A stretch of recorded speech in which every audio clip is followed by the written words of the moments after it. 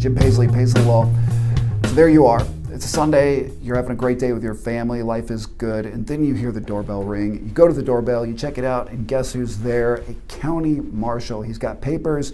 He lets you know that, of course, this is a summons you're being served with, and you have 30 days to respond to this. What do you do? Of course, your first thing you're thinking is, well, my day is ruined.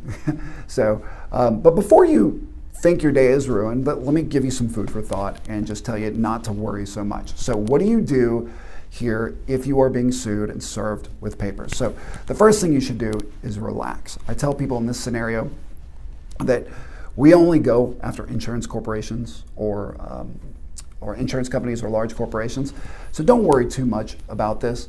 This is why you have car insurance. Yes, if you were in an accident, period, your rates could go up regardless. So I wouldn't really worry about that too much. The damage there has probably already been done. The second thing you should do, of course, is you have an obligation to cooperate with your insurance company.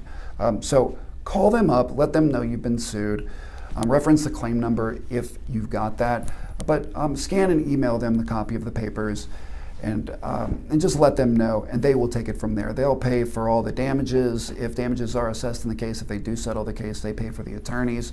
You necessarily do not have to seek independent counsel. You can if you want, but you really just need to send them the papers and then cooperate with the insurance company. The third thing you should do if you are sued or served with papers is go back to enjoying your Sunday, because guess what? The insurance company is going to take care of everything. Even if we get a $10 million verdict on that case where you had only minimum coverage, guess what? The insurance company is probably going to be liable for the excess, and you don't have to worry about that. So that's it.